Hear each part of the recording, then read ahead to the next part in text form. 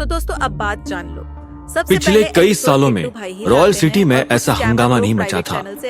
आखिरी बार ये तभी हुआ था जब रुद्र ने अकेले दम पर एक कबीले के पूरे शहर को तहस नहस कर डाला था। रिचर्ड के ऑर्डर जंगल की आग की तरह सभी शहरों में फैल गए थे। ज्यादातर जगहों पर लॉकडाउन हो चुका था। यहाँ तक कि बाहर की 12 सिटीज वाले सोल्जर्स तो भारी भरकम हथियार लोड करने लगे थे, जिनमें बहुत सारे फायर आर्म्स थे, जैसे कि तोपे, मशीन गन्स और ऑटोमेटिक राइफल्स। सभी 13 सिटीज एक ऐसे किले में बदल गई थी जिसके अंदर से बाहर या बाहर से अंदर जाना पूरी तरह से नामुमकिन था। तो दोस्तों अब बात जान। सोफिया रिचर्ड को जो भी सलाह देने आई थी, रिचर्ड ऑलरेडी उनके बारे में सोच चुका था। उसके ऑर्डर पर ही एक बहुत बड़ी हथियारों से लैस आर्मी अपने बैरक से निकलकर सड़कों पर चल पड़ी थी। उन्होंने पूरे शहर में कर्फ्यू लगा दिया था और किसी भी सिविलियन को सड़क पर आने की परमिशन नहीं थी। इसकी वजह से शहर में जो लोग जहाँ भी थे वही फंस गए थे। यहाँ तक कि जो रेफ्यूजीज थे उन्हें भी आर्मी ने कुछ खास अंधेरी गलियों वाले इलाकों में ले जाकर पटक दिया और उन्हें बाहर निकलने की परमिशन नहीं मिली। इस तरह का कड़क मिलिट्री ऑर्डर देखकर पब्लिक के बीच में बड़ा गुस्सा फैल गया। चारों तरफ शोर शराबा और डिस्कशंस चल रहे थे। कई लोग रिचर्ड को गालियां बक रहे थे, तो कई लोग ये समझने की कोशिश कर रहे थे कि आखिर ये ऑर्डर दिया क्यों जा रहा था, क्योंकि रिचर्ड को क्लियरली पता नहीं था कि अभिनव कौन से दरवाजे से भागने वाला था। इसलिए उसने पूरा शहर ही बंद करवा दिया था। आज की ये पोलर नाइट उन लोगों की जिंदगी की सबसे बड़ी रात होने वाली थी। अभिनव और उसके साथी घोड़ों पर चुपचाप आगे बढ़ रहे थे। कोई भी कुछ बात नहीं कर रहा था, लेकिन उन्हें आसमान में चारों तरफ से भारी भरकम गड़गड़ाहट सी सुनाई दे रही थी, जैसे मानो चारों तरफ कई मेटालिक इक्विपमेंट्स को इधर से उधर खिसकाया जा रहा हो। असल में सभी 12 सिटीज में हेवी फायर आर्म्स को लोड करके तैयार किया जा रहा था। उसी की आवाज हर तरफ गूंज रही थी। निम्मी इस वक्त अभिनव के सीने से चिपकी हुई थी। उसकी आंखों में घबराहट साफ थी। केवल अभिनव से ही उसको एक उम्मीद मिल रही थी। उसका मानना था जब तक अभिनव उसके साथ था तब तक उसको कुछ भी नहीं हो सकता था। उसे यकीन था कि अभिनव उसे कभी भी अकेला छोड़कर नहीं जाएगा। निम्मी ने सर उठाकर आगे की ओर देखा तो तेज हवाएं उसकी आंखों में चुभने लगी। उसने अपना चेहरा ढक लिया और एक नजर अभिनव को देखा और फिर उसे शांति मिली। दूसरी तरफ रॉयल पैलेस के अंदर हड़कंप सा मचा हुआ था।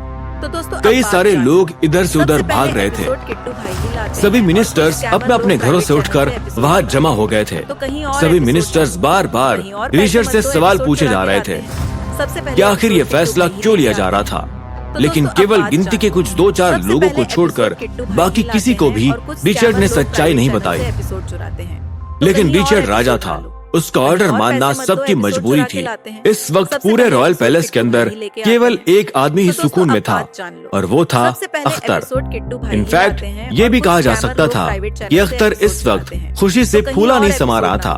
तेज हवाएं चलती रही और उन्हीं के बीच स्ट्रीट लैंप के नीचे चलते हुए अख्तर बड़े मजे से सीरियस एकेडमी की तरफ बढ़ रहा था। उसके आसपास लोग हड़बड़ाते हुए भाग रहे थे। कई सारे नौकर, ऑफिशियल्स और जनरल्स भी। हर किसी की हालत खराब थी। हर किसी को रिचर्ड के ऑर्डर फॉलो करने के लिए एड़ी चोटी का जोर लगाना पड़ रहा था। केवल अख्तर टहलते हुए हर किसी को ऑब्जर्व करके खुश हो रहा था।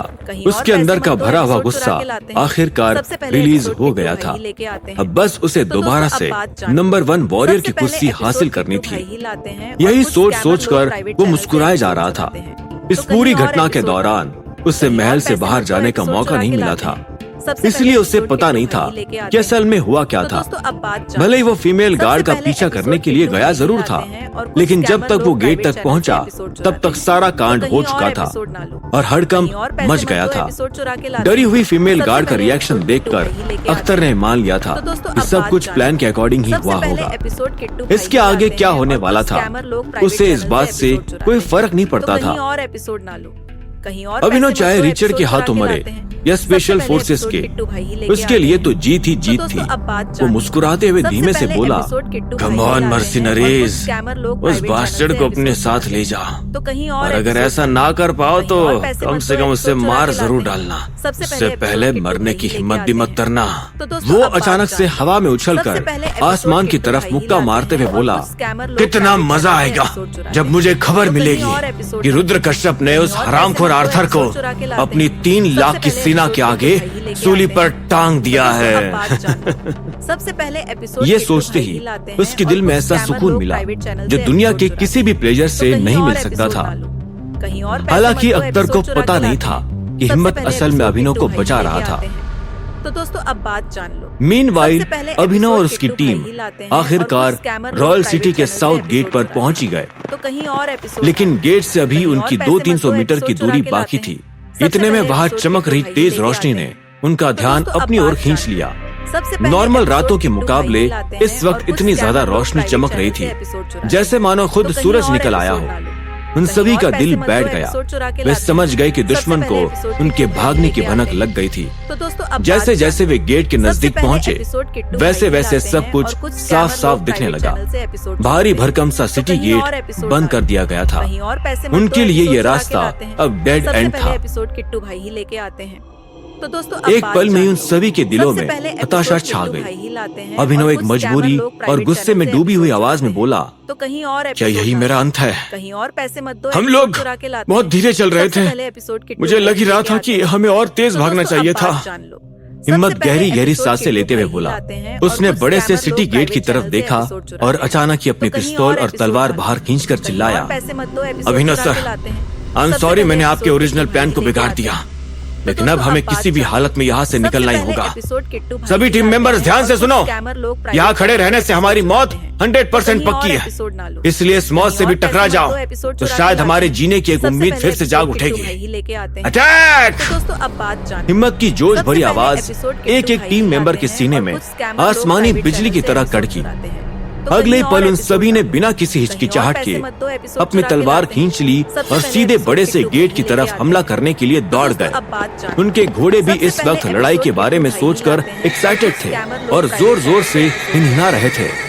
अभिनव अभी भी गहरी सोच में था। उसे अपने से ज्यादा निम्मी की चिंता थी। वो नहीं चाहता था कि निम्मी उसकी वजह से किसी खतरे में पड़े।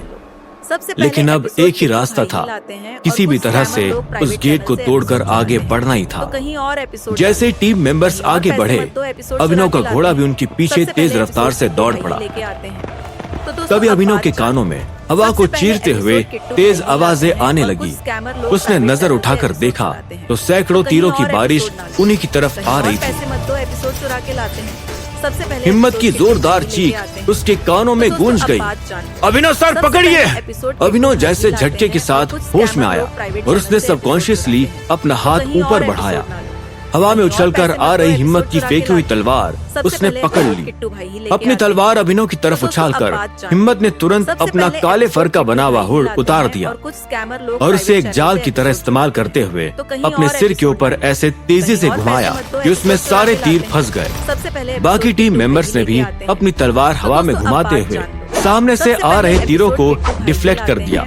वे सभी के सभी टॉप क्लास फाइटर्स थे, इसलिए उन तीरों की बारिश का उन पर कोई असर नहीं हुआ। अभिनव भी एक हाथ से निम्मी को पकड़े, दूसरे हाथ से खुद को डिफेंड करते हुए आगे बढ़ रहा था। वे लोग गेट की तरफ बढ़ ही रहे थे कि तभी रॉयल सिटी की ऊंची दीवारों के ऊपर से एक गोली चलने की आवाज आई। वो सुनते ही अभिनव के रोंगटे खड़े हो गए। ऑलमोस्ट सेम टाइम पर उसे अपने कान के बगल से गोली हवा को चीरते हुए जाती हुई महसूस हुई।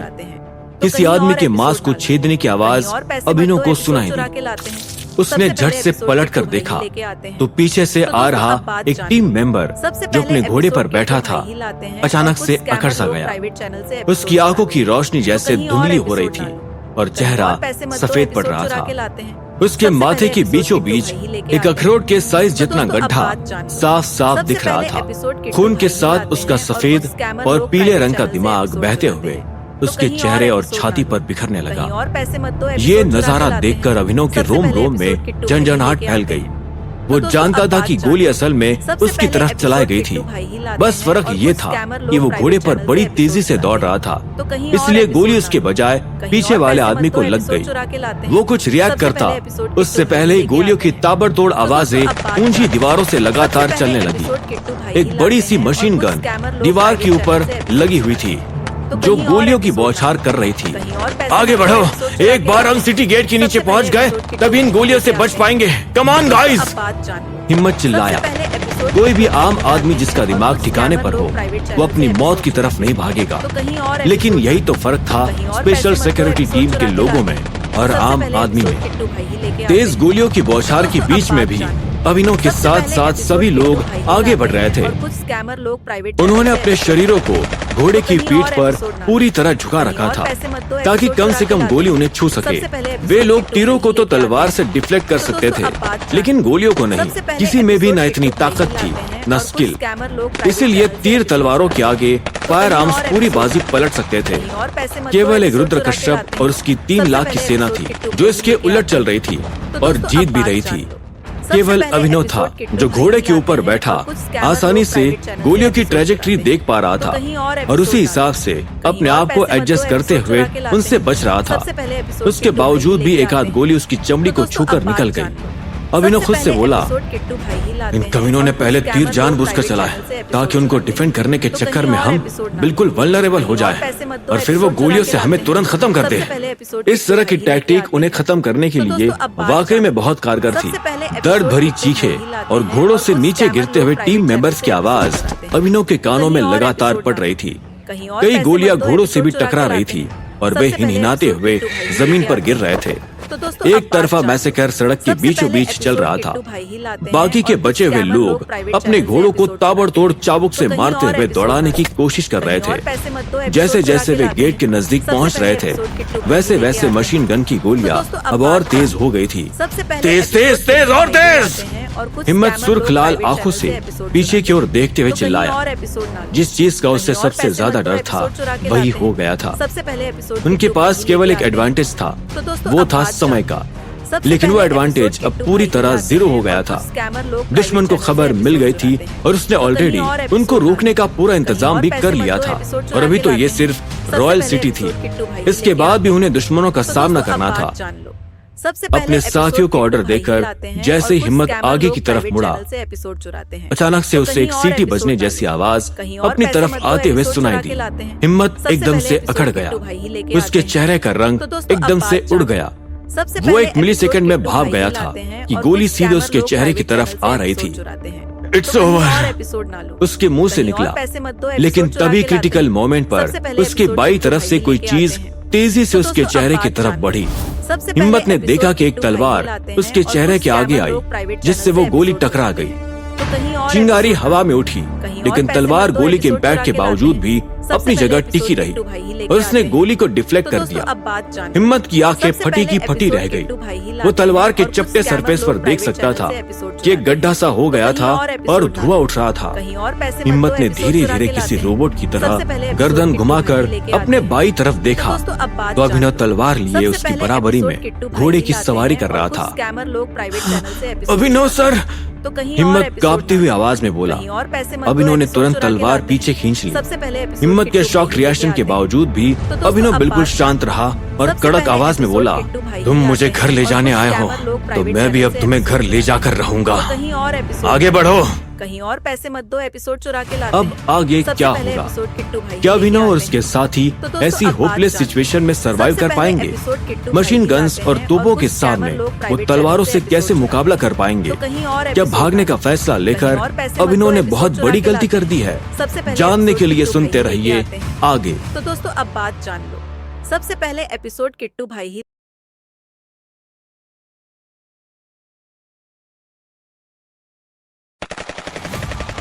अभिनव के शब्दों ने हिम्मत के अंदर एक बार फिर से हिम्मत जगा दी। उसने झटके से अपना सर हिलाया और एकदम सतर्क हो गया। दौड़ते हुए वो अपने आप से बोला, सही कहा है सर ने, हमें घर जाना है। मैं यहाँ अभिनव सर को घर ले जाने आया हूँ, मैं इतनी आसानी से नहीं मर सकता। चार्ज! वो जोर से चिल्लाया। उसने तुरंत अभिनव के हाथ से तलवार ली और सीधे सिटी गेट की तरफ बिना किसी खौफ के दौड़ गया। गोलियां बरसती गई। कई सारे टीम मेंबर्स गोली खाकर गिरे, लेकिन डिस्टेंस छोटी ही थी, इसलिए उनके घोड़े तेज रफ्तार से हिम्मत के पीछे पीछे सिटी गेट के नीचे वाली टनल में जा घुसे। अब वहां से एंगल ऐसा था कि मशीन गन्स ठीक नीचे गोली नहीं चला सकती थी। इस तरह उनकी जान फिलहाल के लिए बच गई। बड़े से गेट के नजदीक पहुंचते ही हिम्मत चलते घोड़े से ही नीचे कूद गया और सिटी गेट पर ताबड़तोड़ तलवार के हमले करते हुए बोला, सब लोग मिलकर तोड़ दो, इस गेट को तोड़ डालो, हमें घर जाना है। तुम सुन रहे हो? हम सबको घर जाना है। उसकी तलवार ताबड़तोड़ मोटे दरवाजे से टकराई, लेकिन उससे केवल कुछ खरोच जैसे निशान ही पड़े और कुछ नहीं हो पाया। इतने में रफ्तार और बाकी के टीम मेंबर्स भी अपने घोड़ों से उतरकर नजदीक आ गए। वो भी अपनी तलवारों से उस बड़े से दरवाजे पर पूरा जोर लगा के हमला करने लगे, लेकिन रिजल्ट फिर भी वही रहा। वो 15 इंच मोटा लकड़ी और लोहे से बना हुआ दरवाजा उन सब के लिए बहुत ज्यादा मजबूत था। उनके बेस्ट एफर्ट्स के बावजूद भी उस पर एक छोटा सा छेद भी नहीं हो पाया। ये नजारा देखकर उन लोगों की आखिरी उम्मीद पर भी पानी फिर गया। वे अब पूरी तरह ट्रैप हो चुके थे, लेकिन फिर भी वे तलवारों से हमला करते रहे। उनका मानना था कि अगर वे दरवाजा न भी तोड़ सके तो भी मरते दम तक उन्हें कोशिश तो करनी थी। अभिनव चुपचाप अपने घोड़े की लगाम पकड़े ये सब कुछ देख रहा था। उसके दिमाग में क्या चल रहा था टीम मेंबर्स के लिए समझना मुश्किल था, लेकिन अभिनव की आंखों में जो उन लोगों के चेहरे की घबराहट, मौत का डर और डेस्परेशन रिफ्लेक्ट हो रहे थे, उसे अभिनव सहन नहीं कर सकता था। उसे लगा जैसे मानो उसके लिए बेकार में इतने सारे लोग जान दे रहे थे। सभी लोग तुरंत पीछे हटो, हिम्मत ने अचानक से चिल्लाकर कहा। सभी टीम मेंबर्स जो डेस्परेटली तलवारें बड़े गेट पर पटके जा रहे थे पीछे हट गए। हिम्मत ने अपनी पिस्तौल निकाली और उसे गेट के उस एरिया पर तान दिया जहाँ पर तलवारों की चोट से हल्की सी जगह बन गई थी। बैंग बैंग उसने पूरी की पूरी पिस्तौल खाली कर दी। सारी गोलियां लकड़ी के अंदर जाकर धंस गई। तलवारों के मुकाबले इस वार ने काफी ज्यादा इम्पैक्ट किया था, लेकिन वो भी काफी नहीं था। केवल एक छोटा सा छेद हो पाया था। ये देखकर हिम्मत के माथे से पसीना बहने लगा। वो फ्रस्ट्रेशन में गन को नीचे फेंकते हुए बोला, this is not enough. Boss, एक साथ इस पर गोलियां बजाते हैं तब तो ये दरवाजा जरूर टूटेगा। रफ्तार चिल्लाया। इमीडिएटली सभी मेंबर्स ने अपनी अपनी पिस्तौल्स निकाली और केवल एक ही जगह पर गोलियों की बौछार कर दी। उनका मानना था कि एक सिंगल पॉइंट पर भी इंसान के निकलने लायक छेद बन गया तो कम से कम एक रास्ता बन जाएगा। निम्मी ने अपना सर अभिनव के सीने से उठाकर उसकी तरफ देखते हुए कहा। उसकी आंखों में कंफ्यूजन था। वो बोली, अंकल, क्या हम सच में उस दूसरी दुनिया में जा पाएंगे जहाँ आपने बताया था? अभिनव जो कि अपने ख्यालों में डूबा हुआ था, निम्मी की बात सुनकर अचानक होश में आया। निम्मी के शब्दों ने उसे झंझोड़ कर रख दिया था। उसने निम्मी से प्रॉमिस किया था और ये प्रॉमिस निभाना उसके लिए जान गंवाने से भी ज्यादा कीमती था। उसने एक नजर पीछे पलटकर देखा तो बिल्कुल सन्नाटा था। यहाँ तक कि सिटी वॉल्स के ऊपर से अब तक जो गोलियां बरस रही थी वहाँ भी बिल्कुल शांति थी। अभिनव को ये सब कुछ बड़ा अजीब लगा, लेकिन अभिनव के पास ये सब सोचने का समय नहीं था कि क्यों दुश्मन की आर्मी इतना अच्छा मौका छोड़कर पीछे हट गई थी। हिम्मत और उसके साथियों की गोलीबारी भी खत्म हो चुकी थी। गेट को ज्यादा कुछ तो नहीं हुआ था, बस मधुमक्खी के छत्ते की तरह कुछ छेद जरूर बन गए थे। उनकी हिम्मत पूरी तरह से टूट चुकी थी। तभी अभिनव ने शांति से पूछा, क्या हमारे पास कोई बॉम्ब या एक्सप्लोजिव नहीं है? उन लोगों की घबराहट के बीच भी अभिनव ने अपने आप को शांत रखा, क्योंकि वो जानता था यही तरीका था बचने का। नहीं, हिम्मत ने डेस्परेट होकर सिर झुका लिया और आगे कहा, हम रॉयल कोर्ट की इन सिटीज में घुसने के लिए मर्चेंट बनकर आए थे, भेष बदल कर। इसलिए हमें सारे हैवी वेपन्स और एक्सप्लोजिव्स को भारी छोड़ना पड़ा। हम केवल पिस्तौल्स और तलवारें ही साथ में ला पाए थे। अगर हम एक्सप्लोजिव्स को बाहर नहीं छोड़ते तो हमें कभी भी अंदर घुसने का मौका नहीं मिल पाता। लेकिन इस वक्त उन लोगों को वही छोड़े हुए एक्सप्लोजिव्स सबसे ज्यादा खल रहे थे। तभी रफ्तार ने सजेशन दिया, एक काम क्यों नहीं करते, सीधा सिटी वॉल पर ही चढ़ जाते हैं और दुश्मनों को मारकर पार चले जाएंगे। सिटी वॉल के ऊपर से दूसरी तरफ की सीढ़ियां जरूर बनी होंगी। बेवकूफ कहीं के। हिम्मत गुस्से से चिल्लाया, मेरी यही बेवकूफी एक दिन काम आएगी, तब याद करोगे। रफ्तार मुंह फुलाते हुए बोला, शट अप। हिम्मत ने डांट लगाई। तभी ग्रुप के बीच में से एक हैरानी भरी आवाज आई, बॉस, आपने नोटिस किया कि जब से हम यहाँ नजदीक आकर खड़े हैं, ये जंगलियों की सेना बिल्कुल चुप हो गई है। इनके पास तो हमें मारने के लिए गोल्डन चांस है, फिर ये चुप क्यों है? उसकी बात ने हर किसी को हैरान कर दिया। तुरंत सभी लोग सतर्क होकर इधर उधर देखने लगे। केवल उनके साथियों की लाशें ही सड़कों पर फैली हुई थी। जो भारी भरकम गोलीबारी हुई थी, उसकी आवाज सुनकर अब तक तो वॉल के ऊपर तैनात आर्मी को बहुत सारे हथियार लेकर नीचे आ जाना चाहिए था, ताकि बाकी लोगों को खत्म कर सके। इस वक्त वे लोग हैरान हो रहे थे। लेकिन दूसरी तरफ रॉयल पैलेस के अंदर रिचर्ड गुस्से से चीख रहा था, कोई फायर आर्म्स नहीं चलेंगे, बिल्कुल नहीं। डैम इट, तुम क्या गोलियों के शोर शराबे से तमाशा खड़ा करना चाहते हो? क्या चाहते हो कि लोगों को इस बारे में सब कुछ पता चल जाए? वो इस वक्त एक थका हारा बूढ़ा था, लेकिन बुझते हुए दिए की तरह फड़फड़ा रहा था। उसने आगे कहा, उन सभी लोगों को बोलो कि जब तक बिल्कुल नेसेसरी ना हो, कोई फायर आर्म नहीं चलाया जाए। दुश्मनों को आज स्टील का स्वाद चखाओ। उन हरामजादों को, खासकर उस आर्थर को बोटी बोटी करके काट डालो। बस आवाज नहीं होनी चाहिए। किसी भी तरीके से सिटीजन्स के कानों में इस बात की भनक नहीं लगनी चाहिए। और टेलीग्राम पर ये ऑर्डर देने के बाद रिचर्ड ने अपना फोन टेबल पर पटक दिया। उसकी छाती अभी भी गुस्से से फूल रही थी। उसने साउथ गेट से तेज गोलियों की आवाज अपने महल तक सुन ली थी। इन दिनों पोलर नाइट्स की वजह से जो सन्नाटा रहता था, उसमें आवाज बहुत दूर दूर तक ट्रेवल करती थी। इसलिए साउथ गेट पर अब सारी गोलीबारी बंद हो गई थी। इस वक्त रिचर्ड के लिए बहुत जरूरी था कि उसकी जनता, जो ऑलरेडी उससे नाराज थी, इस बारे में ना जान जाए। बस उससे एक बार अभिनव की गर्दन उड़ानी थी। उसके बाद वो पब्लिक को किसी भी तरह की एक्सप्लेनेशन दे सकता था। लेकिन इस दौरान सोफिया जमीन पर पड़ी रही। उसकी हिम्मत टूट चुकी थी। उसकी आंखों से बस लगातार आंसू बहते जा रहे थे। अभिनव और उसके साथी अभी भी सिटी गेट की टनल के पास खड़े थे। किसी को भी समझ नहीं आ रहा था कि आखिर हुआ क्या था। अचानक शांति कैसे हो गई। तभी अभिनव ने धीमे से कहा, मुझे एक हथियार चाहिए। उसने तुरंत अपनी कमर पर से बेल्ट खोली और नीचे उतरकर निम्मी को भी जमीन पर खड़ा कर दिया। उसने हिम्मत की तरफ देखा। हिम्मत और रफ्तार भी अभिनव को ही देख रहे थे। रफ्तार ने अपने हाथ में पकड़ी हुई तलवार की तरफ देखा और अभिनव की तरफ बढ़ा दिया। तभी अभिनव सिर हिलाते हुए बोला, नहीं, इस मामूली तलवार से मेरा कुछ नहीं होगा। मुझे कुछ अलग चाहिए, कुछ भारी, हैवी। तलवार भी हो सकती है, भाला भी। बस शर्त यह है कि उसे बहुत भारी होना चाहिए। अभिनव सर, आप क्या करने की सोच रहे हैं? हिम्मत ने शौक होते हुए पूछा। अभिनव पलटकर सिटी गेट को गौर से एनालाइज करने लगा और बोला, शायद मैं गेट को तोड़ सकता हूं। ये कहते हुए उसकी आंखों में एक डिटर्मिनेशन छलक आया। उसकी आत्मा में टाइगर की फिलोसॉफी बस चुकी थी, जो उसके पिता संजय गढ़वाल ने डाली थी। भले ही उससे अभी कुछ भी याद न रहा हो, लेकिन लड़ना उसे अच्छी तरह याद था।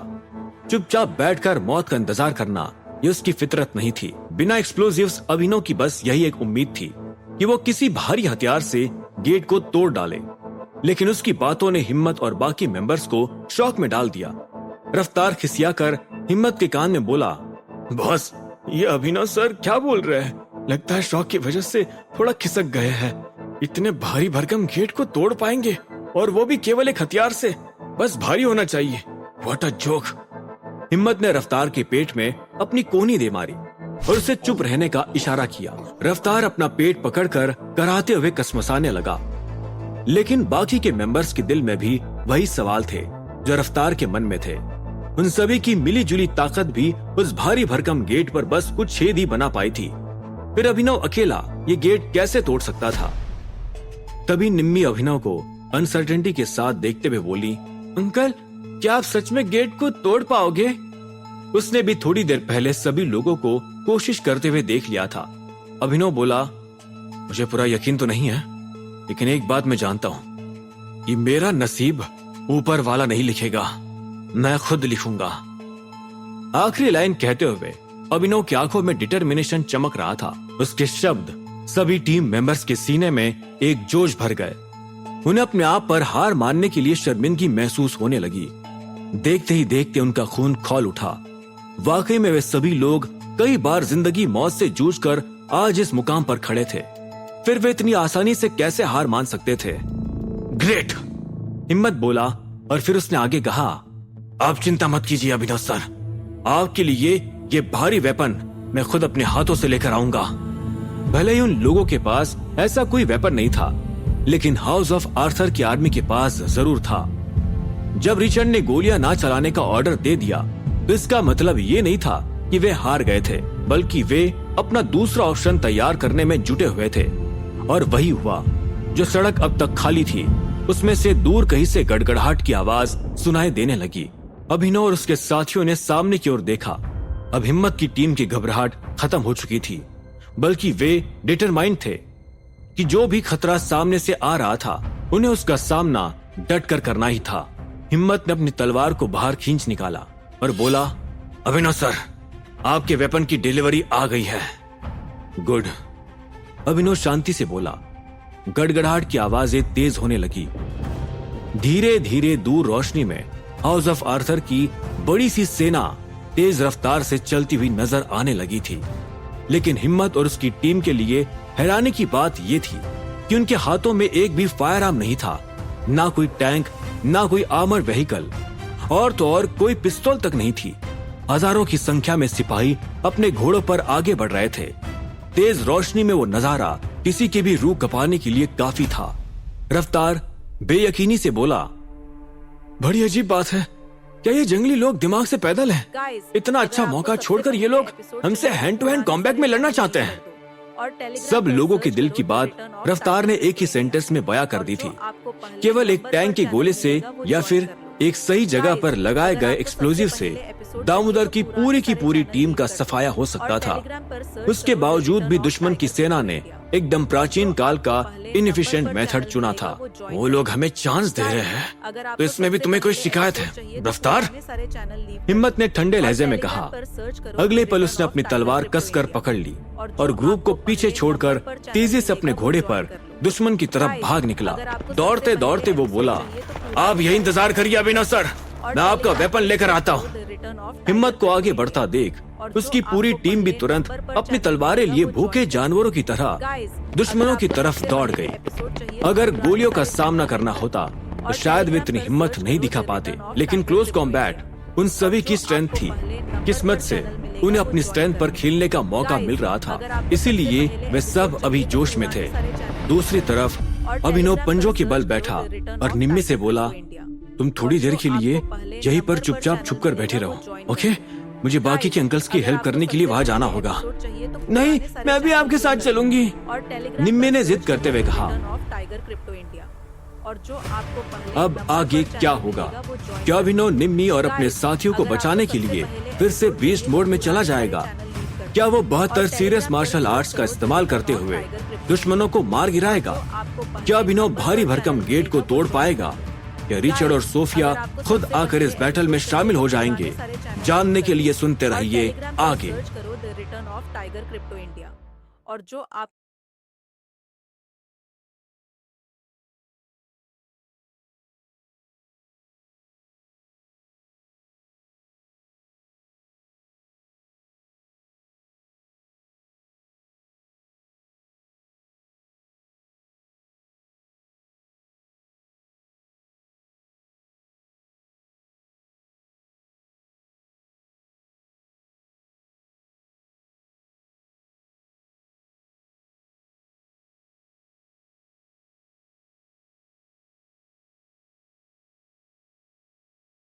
निम्मी ने अपने पूरे गांव का डिस्ट्रक्शन देखा था और पूरी फैमिली को मरते हुए भी देखा था, इसलिए अभिनव को छोड़ने का ख्याल ही उसको डरा रहा था।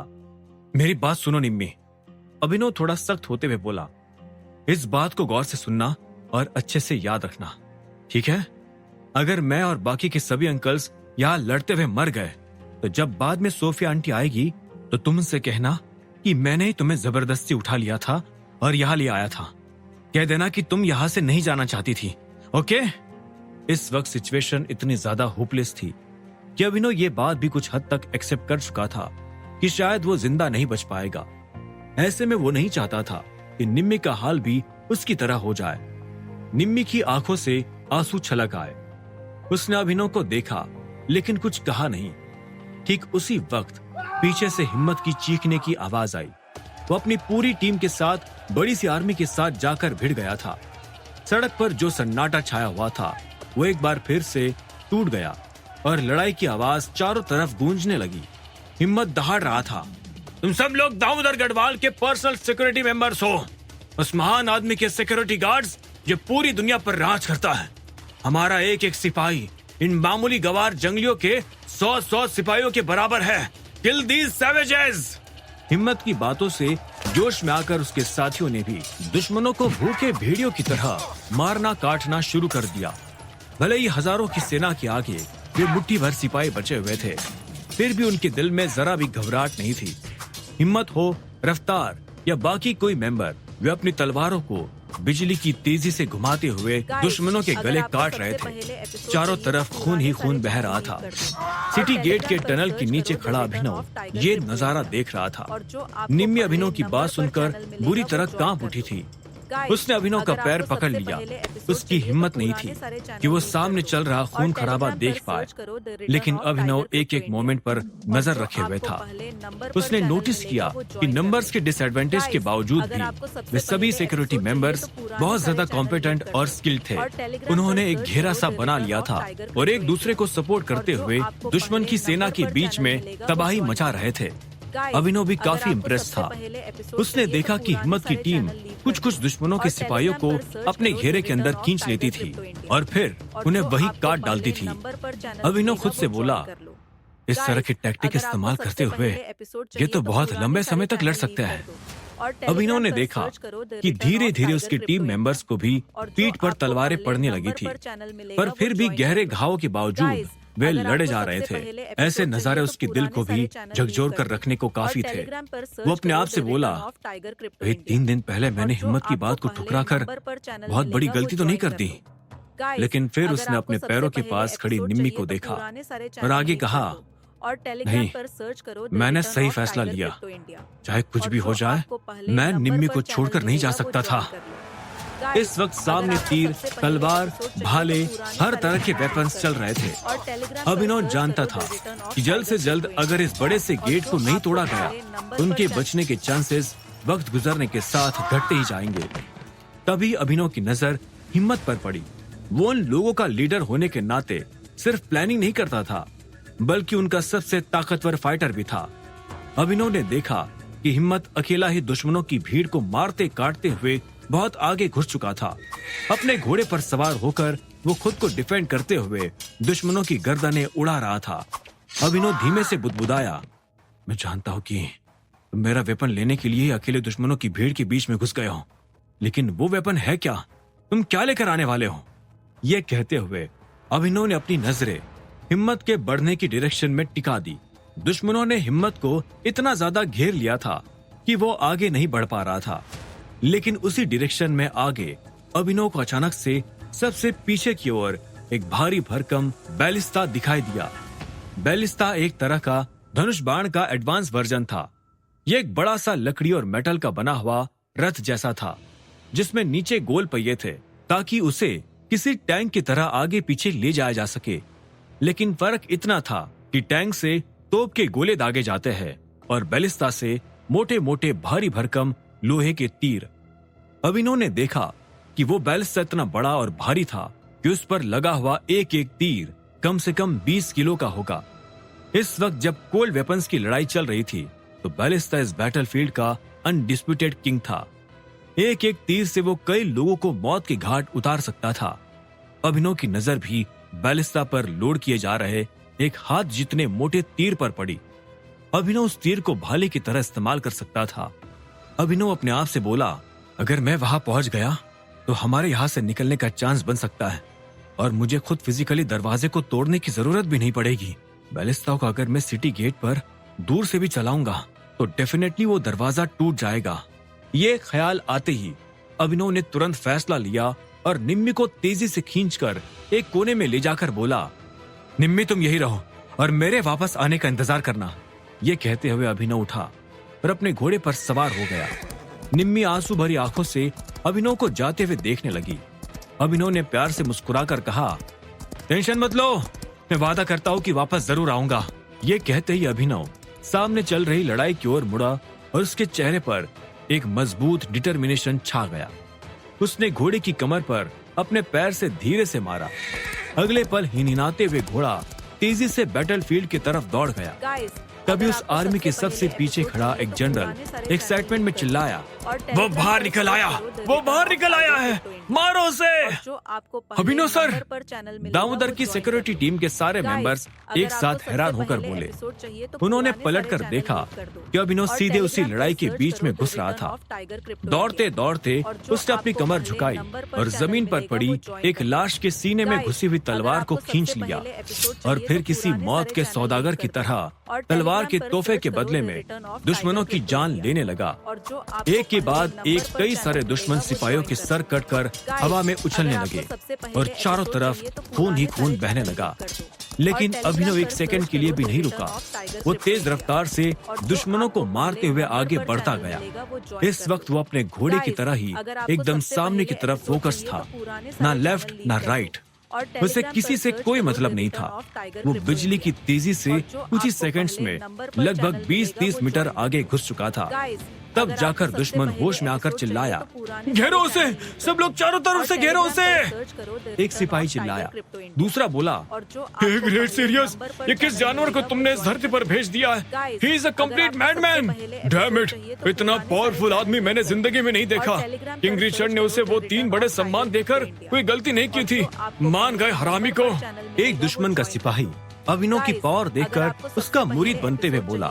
आखिरकार जब उन लोगों का सदमा थोड़ा कम हुआ, उन्होंने तुरंत अभिनव को घेर लिया।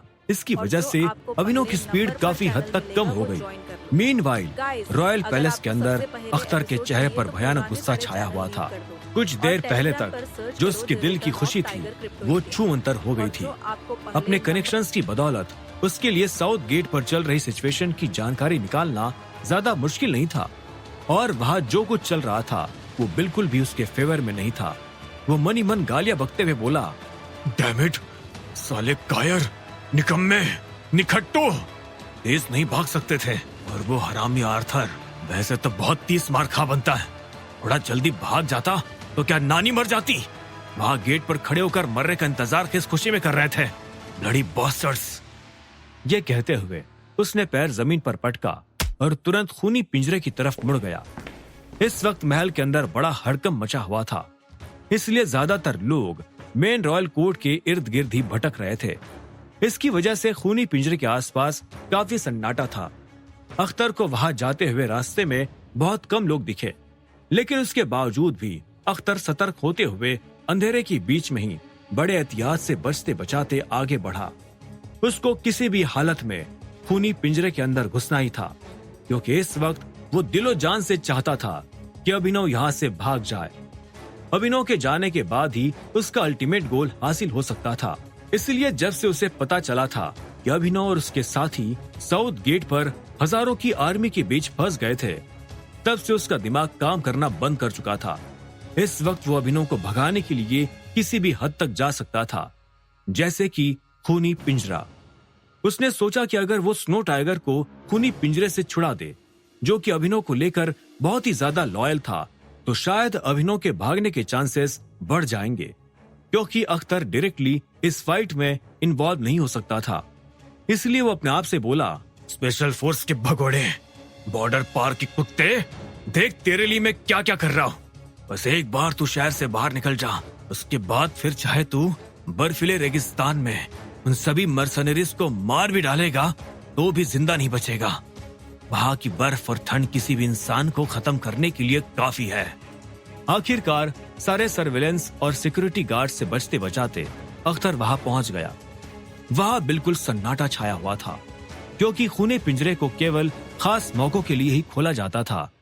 इसलिए अंदर मौजूद 20 स्लेव्स को भी अकेलेपन और सन्नाटे की आदत पड़ चुकी थी। वे केवल खूंखार जानवरों की देखरेख में ही अपना टाइम बिताते थे। अख्तर बड़े से गेट के पास पहुंचा और उसने जोर से उसे खटखटाया। बड़े गेट के बीच में बनी एक छोटी सी खिड़की धीमे से खुली। उसमें से एक बहुत ही सूखा और कमजोर पड़ा चेहरा निकल कर आया, जैसे मानो कोई मुर्दा हो। अख्तर ने शांति से कहा, मैं हूं अख्तर, दरवाजा खोलो। अख्तर की नजरों में उस गुलाम को देखकर तुरंत नफरत झलक आई थी। उसकी नजरों में वो जानवर से भी गया गुजरा था। 20 स्लेव ने अख्तर को देखकर हाँ में सिर हिला दिया और बिना कोई सवाल पूछे भारी दरवाजे को अंदर से खोलने लगा। लेकिन उसे नहीं पता था कि अख्तर इस वक्त अपने हाथ में एक खंजर लिए था। जैसे ही भारी सा दरवाजा थोड़ा सा खुला तो अख्तर के खूंखार एक्सप्रेशन देखकर अंदर खड़ा स्लेव डर के मारे कांप उठा। अगले ही पल अख्तर किसी भीड़े की तरह खंजर लेकर 20 स्लेव के ऊपर कूद गया और उसका मुंह दबाकर उसके गले पर खंजर फेर दिया। बेचारे स्लेव के मुंह से दर्द भरी चीख भी नहीं निकल पाई। वो अपने ही खून में वही पड़ा पड़ा तड़प कर मर गया। अगले पल अख्तर उठा और उसने तुरंत दरवाजा अंदर से काफी हद तक बंद कर दिया, बस एक थोड़ी सी जगह छोड़ दी। उसके बाद वो किसी यमदूत की तरह तेजी से अंदर गया और एक एक करके वहां मौजूद स्लेव्स को मौत के घाट उतारने लगा। मीनवाइल साउथ गेट के पास का सीन बहुत ही खौफनाक हो चुका था। It was like living hello. चारों तरफ चीखे, खून, कटे फटे आदमियों के शरीर। वो पूरी लड़ाई इतने बड़े लेवल पर हो रही थी कि जो सिटीजन्स साउथ गेट के आसपास रहते थे वे घबरा चुके थे। लेकिन स्ट्रिक्ट कर्फ्यू होने की वजह से उनको मजबूरी में घर के अंदर ही रहना पड़ा। इसलिए वे समझ नहीं पाए कि आखिर इतना शोर शराबा क्यों था।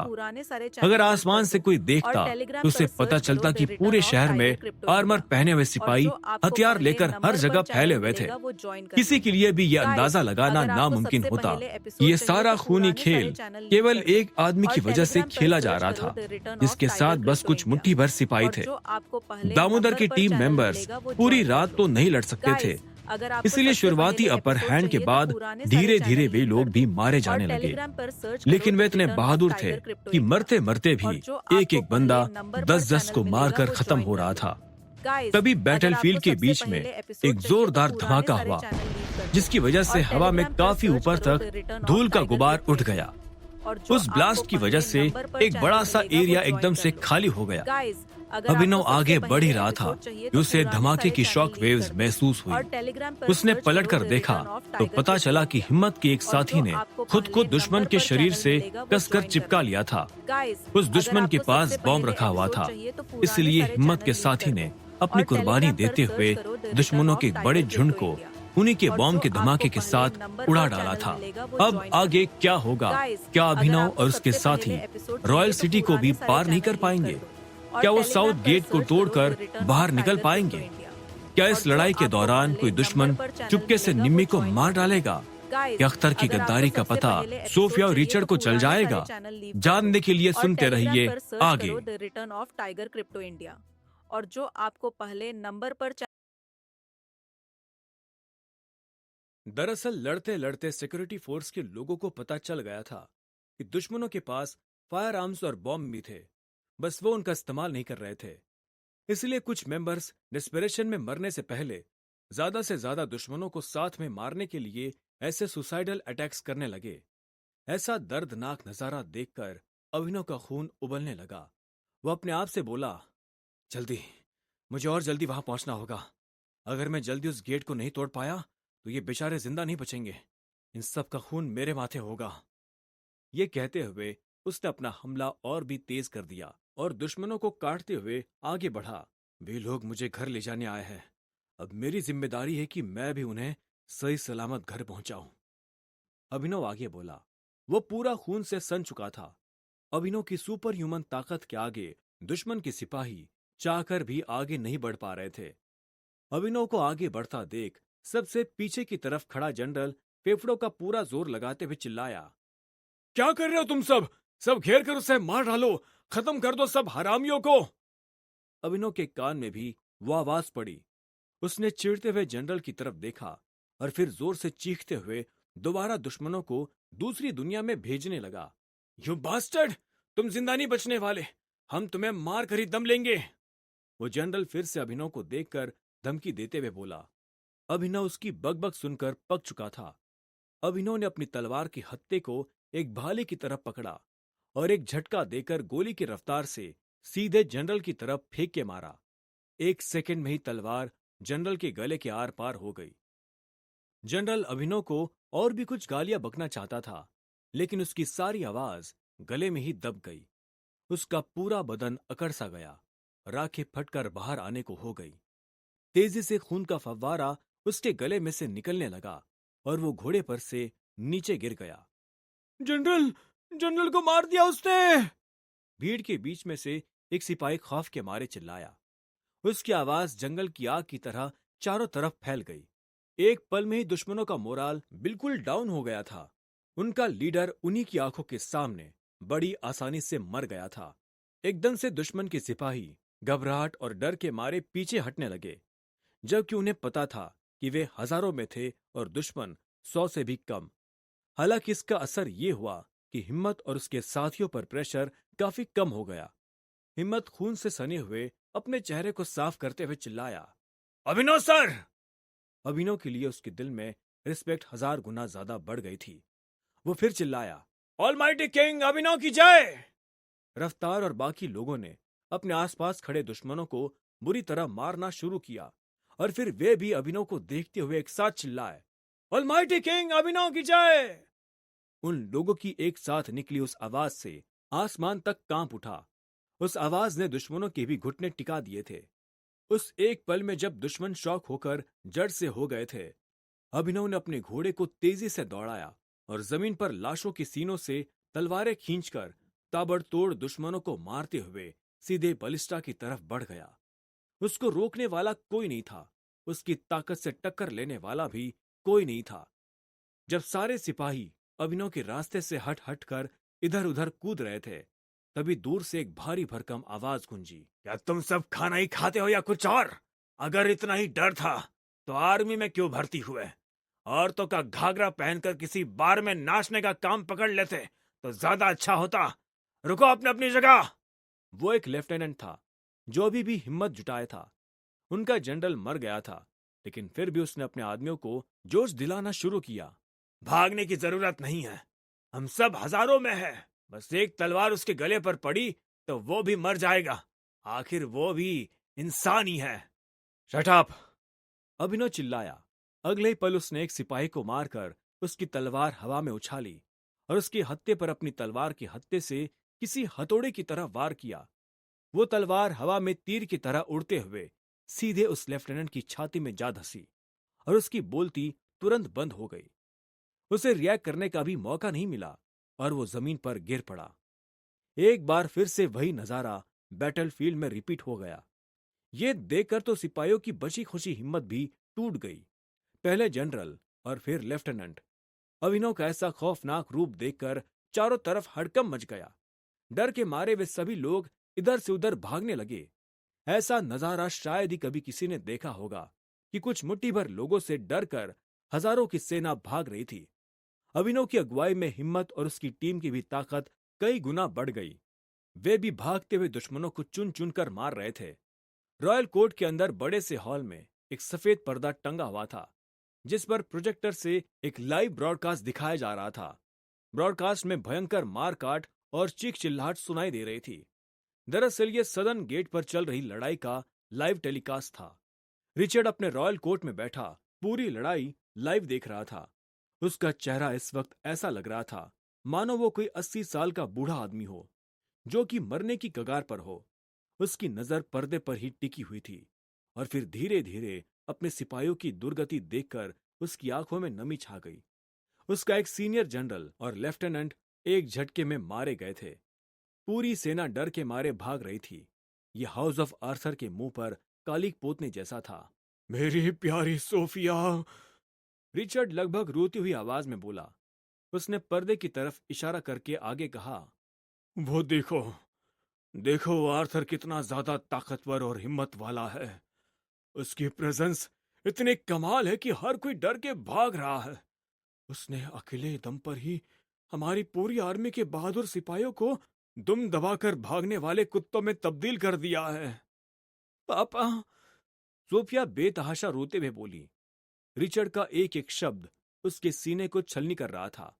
वो रोते हुए बोली, मैंने हमेशा इस नजारे को अपने सपने में देखा था, जिसमें आर्थर दुश्मनों को मार रहा होता था। लेकिन फर्क इतना था कि मरने वाले सिपाही हमेशा स्पेशल फोर्स के होते थे, लेकिन हकीकत में तो क्यों, आखिर क्यों? सोफिया चिल्लाई। बस बस करो सोफिया, लेकिन एक बात तो जरूर माननी पड़ेगी कि वाकई में टैलेंट को पहचानने की तुम्हारी नजर काबिले तारीफ है। वाकई में यह लड़का रुद्र कश्यप से टकराने के काबिल है।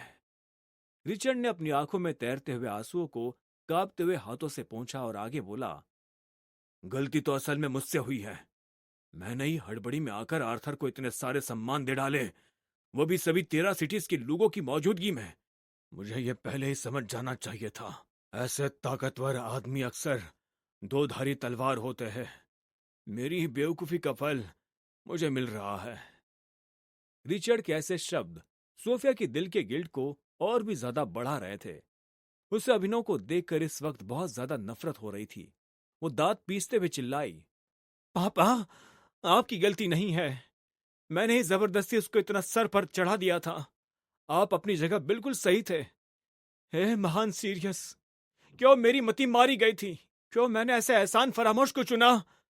अगले पल गुस्से की आग में जलती हुई सोफिया उठी और बोली, पापा, मैंने उसे चुना था और अब मैं उसकी जिंदगी खत्म भी करूंगी। इतना कहते ही वो तेजी से रॉयल कोर्ट के हॉल के एग्जिट की तरफ भागने लगी। रिचर्ड ने भी उसे रोकने के लिए कुछ नहीं कहा। वो अंदर से इतना ज्यादा हिल चुका था कि उसे अब क्या करना चाहिए था समझ नहीं आ रहा था।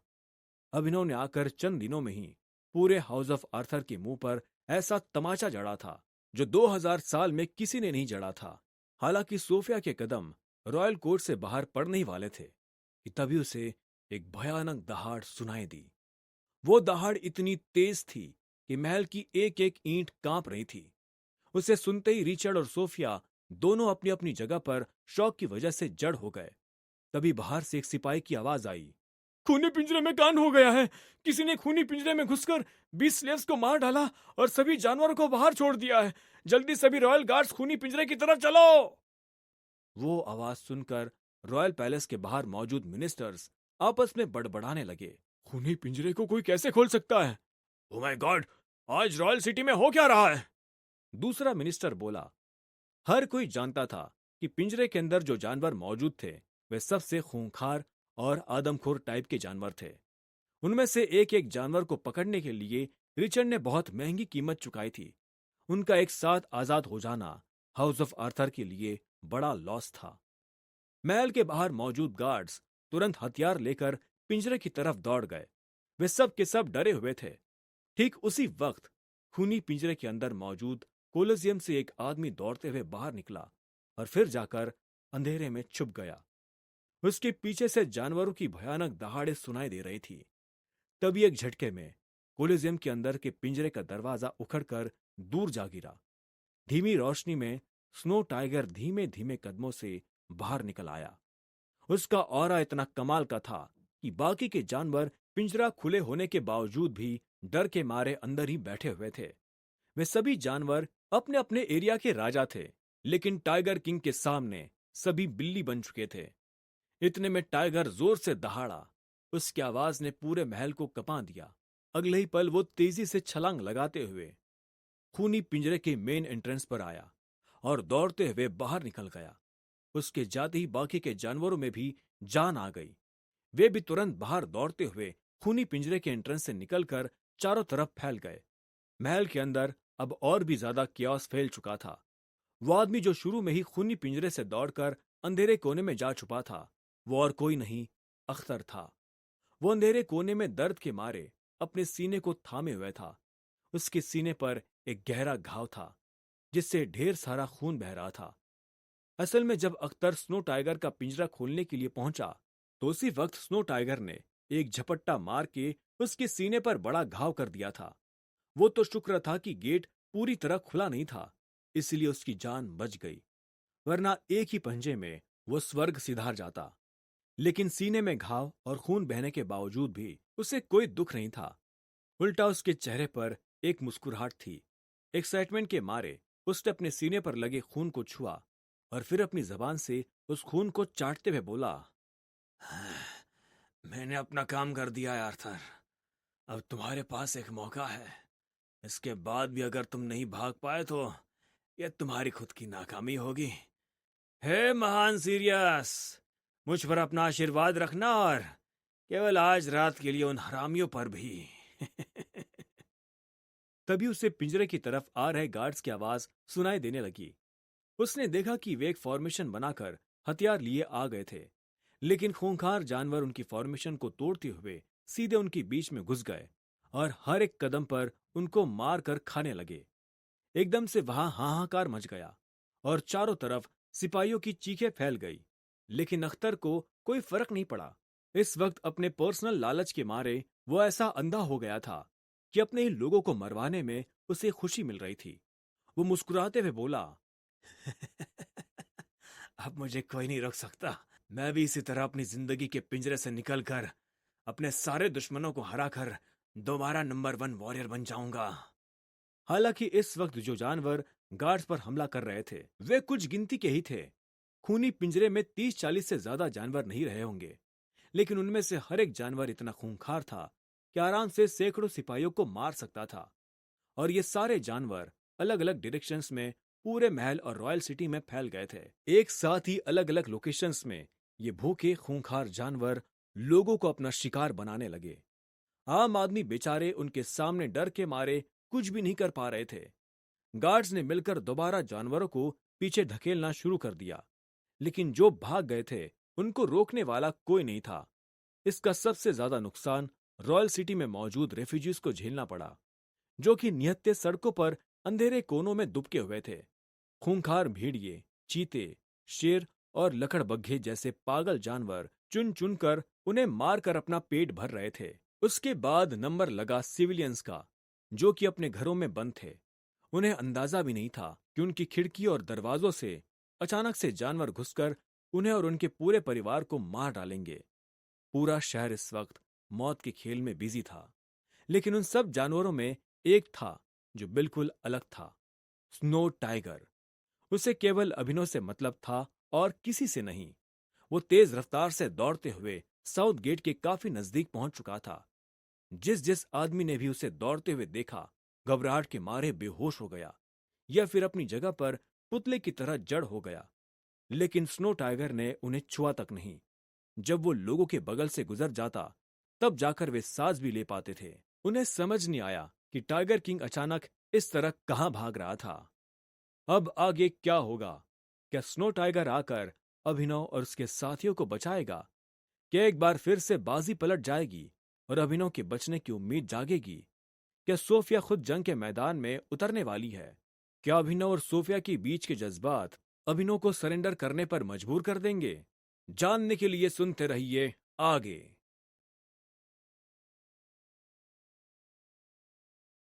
स्नो टाइगर कहा जा रहा था, इस बात का जवाब केवल उसी के पास था। उसका मालिक खतरे में था, इसीलिए उसे अपने मालिक को बचाने जाना ही था। उसकी लॉयल्टी अख्तर जैसे इंसानों से कई गुना ज्यादा थी। वो अभिनव के लिए अपनी जान देने को भी तैयार था। दूसरी तरफ साउथ गेट पर अभिनव के साथियों का पलड़ा फिर से भारी पड़ने लगा था। अभिनव की बेहिसाब ताकत दुश्मनों को और उनके मनोबल को तोड़ चुकी थी। उसको रोकने 3 सिपाही आगे आए, लेकिन उसने बिजली की रफ्तार से उन तीनों को काट डाला। अगले ही पल वो अपने घोड़े के ऊपर से उछलकर बैलिस्ता के प्लेटफॉर्म पर जाकर चढ़ गया। ऑलरेडी उसके ऊपर एक बहुत भारी भरकम सा तीर लोड किया गया था। अभिनव ने उसका डायरेक्शन सेट करने वाला हैंडल पकड़कर गोल गोल घुमाया, जिससे बैलिस्टा की डायरेक्शन धीरे धीरे मुड़ने लगी। अभिनव ने उसका निशाना सीधे साउथ गेट की तरफ तान दिया और चिल्लाया, brothers, we are going home. ये कहते हुए अभिनव ने अपनी तलवार हवा में उठाई और फायरिंग मैकेनिज्म वाली रस्सी पर दे मारी। रस्सी के कटते ही स्प्रिंग एक्शन के साथ वो भारी भरकम 2 मीटर लंबा लोहे का तीर हवा को चीरता हुआ सीधे बड़े से गेट की तरफ बढ़ा।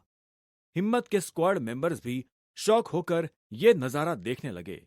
यहां तक कि दुश्मनों के सिपाही भी एक पल के लिए लड़ना भूल गए। ये गेट टूटना अभिनव और उसके साथियों के लिए बहुत जरूरी था। तीर के रास्ते में कई सारे दुश्मन के सिपाही थे। तीर उन सब की छाती को आर पार करता उन्हें अपने साथ उड़ाता हुआ ले गया और सीधे बड़े से गेट से जा टकराया। एक जोरदार आवाज हुई जिससे पूरा का पूरा गेट कांप उठा। ऊपर बनी सिटी वॉल से ढेर सारे बड़े बड़े पत्थर और सीमेंट के टुकड़े जमीन पर आ गिरे और चारों तरफ धूल ही धूल हो गई। अभिनव को यकीन था कि इस हमले से गेट जरूर टूट गया होगा। वो अपने साथियों को लेकर गेट की तरफ भागता, उससे पहले ही एक तेज लेकिन पतली सी आवाज गूंजी। वो लोग भागने की कोशिश कर रहे हैं। क्या हाउस ऑफ आर्थर के सिपाही इतने कमजोर हो गए हैं कि हमारे दुश्मन ऐसे ही हमें मारकर भाग निकलेंगे? भूलो मत कि यह बहुत ही हाई प्रोफाइल मिशन है। जो कोई भी उस आर्थर को मारेगा, किंग रिचर्ड खुद उसे बहुत बड़े बड़े इनाम, तोहफे और सम्मान से नवाजेंगे। तो दोस्तों, आप सब जितने भी पुराने टाइगर के चैनल्स हैं वो लीव कर दो और टेलीग्राम पे सर्च करो द रिटर्न ऑफ टाइगर, जो चैनल 4 नंबर पे दिखे और जिस पे 29,700 से ज्यादा मेंबर्स हैं। यूज ही ज्वाइन करें। और एक खास बात, सबसे पहले एपिसोड केतु भाई ही लाते हैं।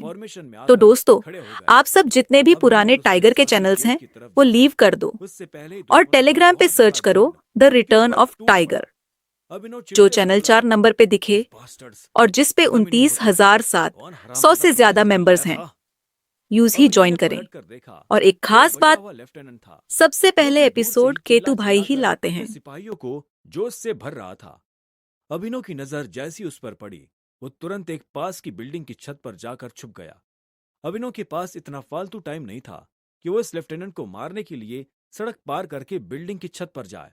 उसने तुरंत ऑर्डर दिया, सभी लोग तुरंत गेट की तरफ बढ़ो, यह समय बर्बाद करने से कोई फायदा नहीं।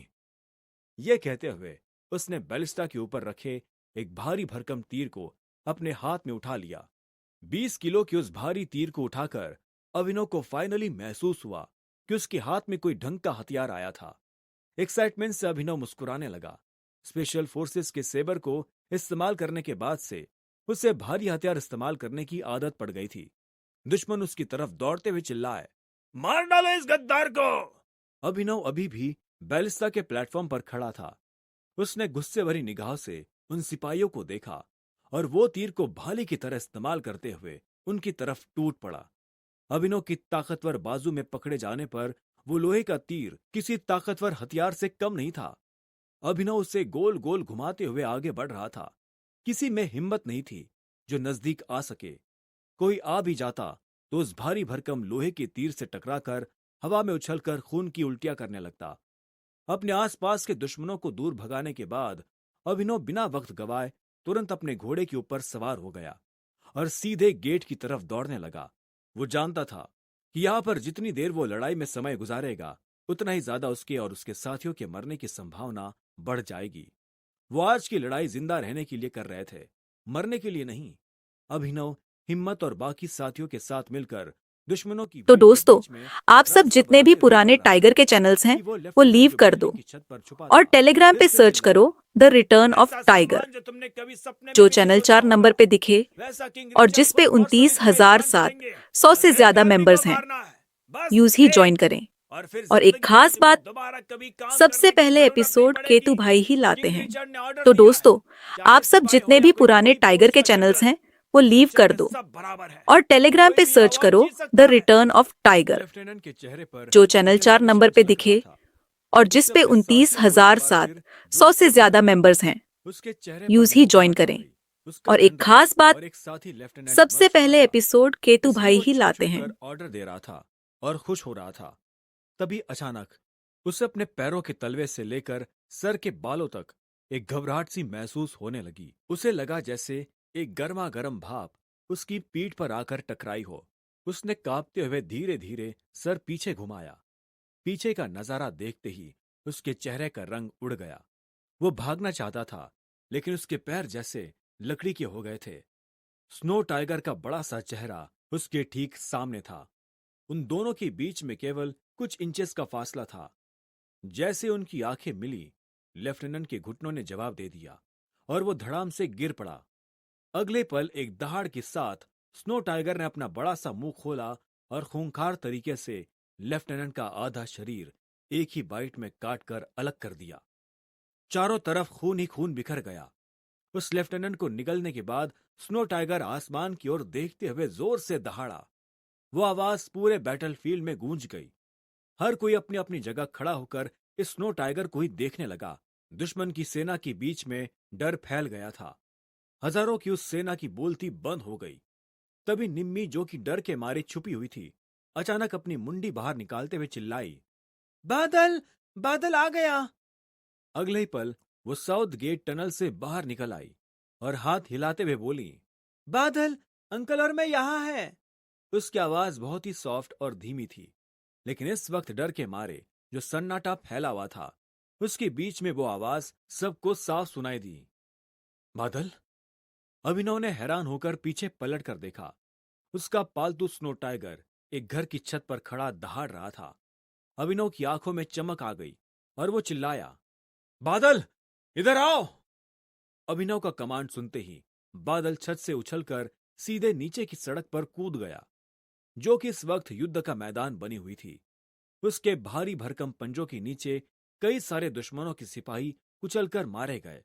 उसके बाद वो तेज रफ्तार से अभिनव की ओर भागने लगा। जहां जहां से वो भागकर आगे बढ़ता, वहां वहां एक खूनी मंजर फैल जाता था। तो दोस्तों, उसका आप भारी सब भरकम जितने भी शरीर पुराने ऐसा लग टाइगर रहा के था चैनल्स हैं जैसे वो लीव कर पहाड़ दो दौड़ते हुए आ और रहा। टेलीग्राम पे सर्च करो नाखून द और रिटर्न दांत ऑफ खंजर के टाइगर, जैसे पहने और जो खतरनाक चैनल थे। 4 नंबर पे दिखे रिचर्ड के सिपाहियों और में जिस इतनी पे हिम्मत नहीं थी कि वो 29,007 रास्ते से 100 से हटे। ज्यादा मेंबर्स हैं। जैसे भेड़ें घबराहट यूज में ही ज्वाइन अपनी करें। जगह जम जाती और हैं, एक खास वो बात, सब जम चुके थे। सबसे पहले एपिसोड बादल ने केतु भाई ही बैटलफील्ड में लाते हैं। कूदकर तो पूरी लड़ाई दोस्तों, का रुख ही आप मोड़ सब दिया जितने था। भी पुराने अब टाइगर के रिचर्ड के चैनल्स हैं सिपाहियों को वो लीव कोई भी कर दो सम्मान या रिवॉर्ड और नहीं चाहिए टेलीग्राम था। पे सर्च करो बस अपनी द जान रिटर्न बचानी ऑफ थी। टाइगर, इस मौके का जो फायदा चैनल 4 उठाकर नंबर पे दिखे अभिनव अपने साथियों के और जिस साथ पे दुश्मनों के बीच से 29,007 होते हुए 100 से ज्यादा सीधे मेंबर्स हैं। साउथ गेट के पास पहुंच यूज गया, ही ज्वाइन जहां करें। अभी भी धूल और मिट्टी एक हो रही खास थी। बात, साफ साफ नहीं सबसे दिख रहा पहले था एपिसोड कि केतु दरवाजा भाई ही टूटा लाते था हैं। या नहीं। धीरे धीरे जब धूल और मिट्टी नीचे बैठने लगी, तो अभिनव अपने घोड़े से उतरकर अपने हाथ में लोहे का तीर लिए गेट की तरफ बढ़ा। निम्मी दौड़ते हुए उसके पास आकर लिपट गई। अंकल, मुझे बहुत डर लग रहा है। निम्मी बोली, डरो मत, मैं हूं ना, तुम्हें कुछ नहीं होगा। हम बस अभी बाहर निकल जाएंगे।